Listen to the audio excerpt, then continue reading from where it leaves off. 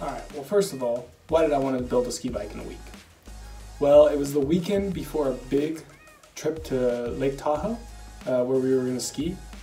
It was a week before then, it was literally the weekend, and we were going that weekend. And I was like, you know what, I want to build a ski bike. And I want to build it before we go, because like I want to use it there when we go. I put a lot of hours into it, but I got it done in a week somehow, so that's what you're about to watch. Alright, so we started off day one just collecting the materials, getting the bike, getting the skis, and then stripping down the bike. So we stripped all the tires off, which wasn't that hard, and then I moved on to stripping the brakes, brake cables, all that stuff that's unnecessary because brakes aren't really useful when you have skis and you're on snow. And then I moved on to drawing out the design for the brackets. Then we moved on to day two.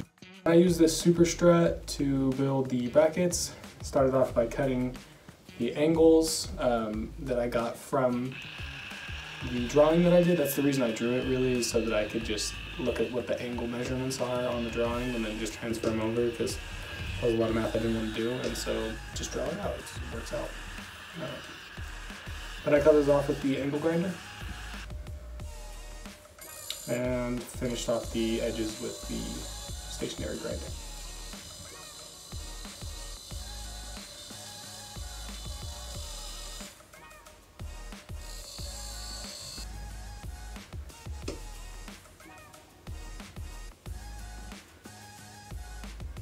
I then drilled these holes and countersunk the holes so that the screws can drop in and be flush and not, be causing friction on the snow. The holes do cause a little bit of friction compared to like using what bindings do, attaching from the top and all that, but this is what I could do with the skis that I had. I do plan on getting better kid skis in the future. Then I had my dad weld it together. We also welded nuts onto the inside so that the screws can go through, and then just screw into the nuts that are fixed on the inside, because you can't really get in there once it's all welded together. And then I cleaned up the shop because it was a mess.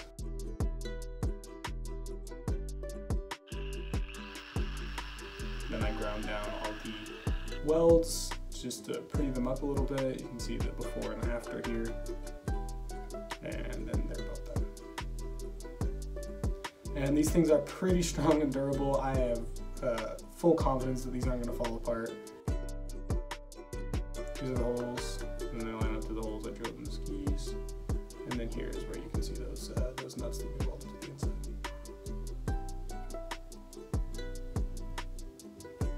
Alright, moving on to day three, I hogged out all of the material for the bearings and the bearing housings. So the way that I did it is, there's bearings that go inside of, a bigger sleeve.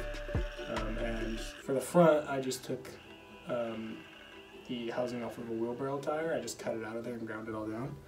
So that was really easy. And then for the other side, I used a lot thicker ones because we were using motorcycle bearings. So you'll see that in a bit.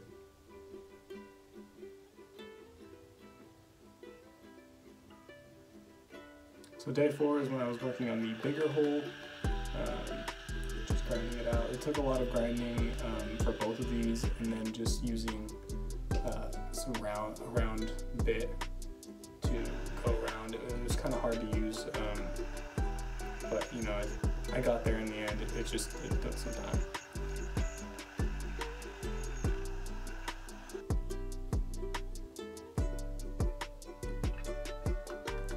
So this is that bigger casing that I was talking about.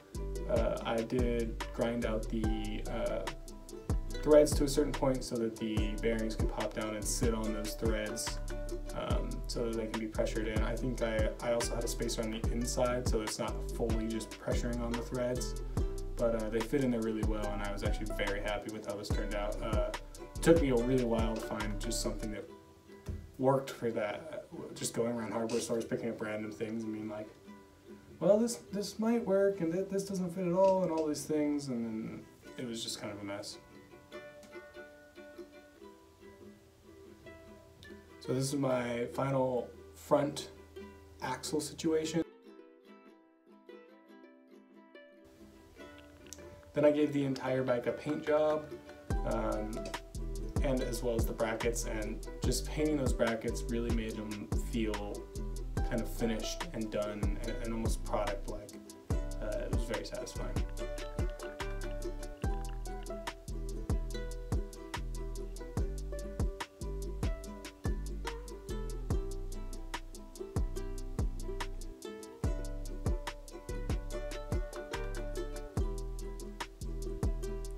Now on to day 5, I created these suspension systems, if you want to call them that, in order to balance the triangle. So if the ski's on the bottom and you get air, or you're going over a slope or something, you want them to be able to move, but if you get air, you don't want them to just like flop or move around like this. You want them to balance out a little bit forward raised so that it could slap back down and you're not getting caught on your own ski or snapping the ski or anything crazy like that.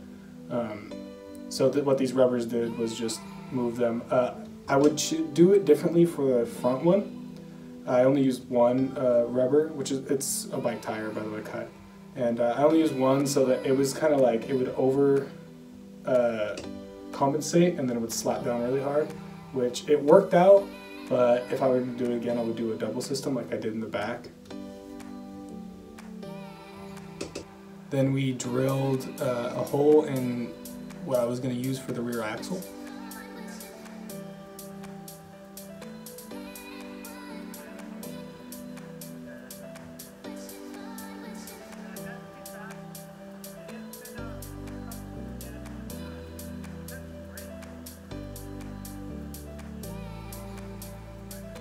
Then we moved on to threading that hole so that I can put screws into it.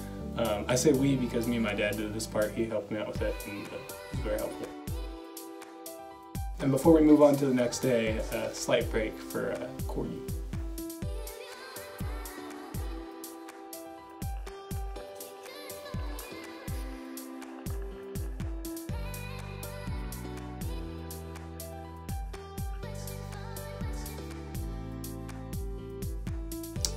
Wasn't that great. Also, day 6. I went to the store and I got some pegs that you would put on a BMX bike or something in the back.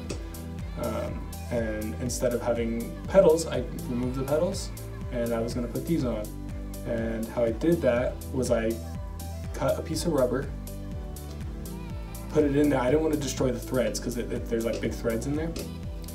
So I put rubber in there instead, fills the entire space.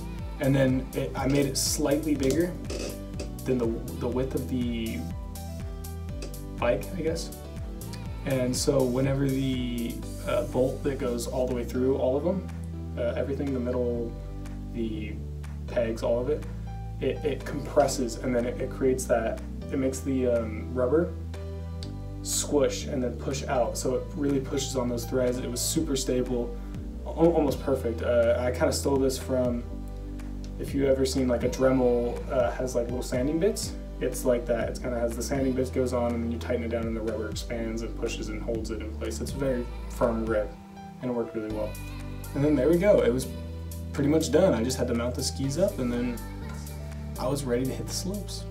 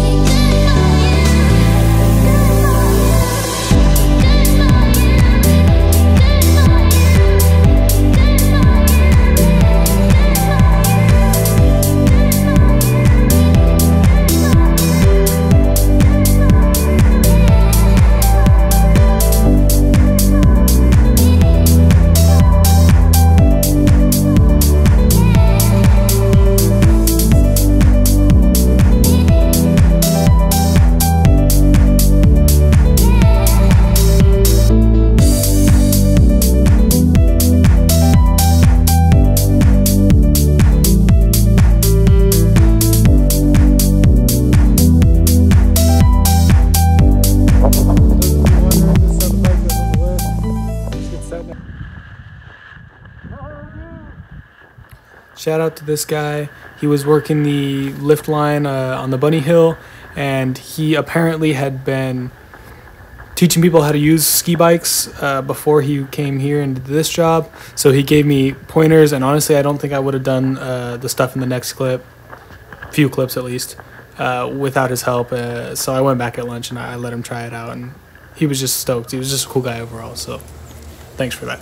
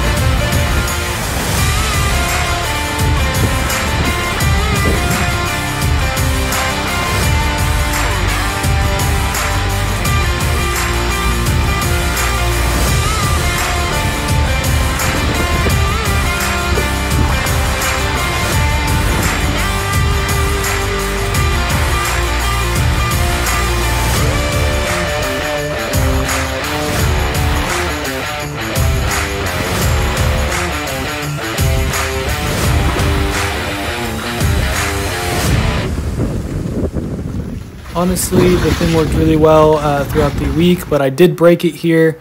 Whenever it hit at that angle, it just peeled the axle out, and a piece was missing. I didn't realize at the time. I just went down the hill, and then I fixed it actually, and it ran wonderfully after that. If you liked this video, drop a like. If you didn't, hit the dislike. Helps me out. And if you want to see more, subscribe. And last but not least, have a wonderful day.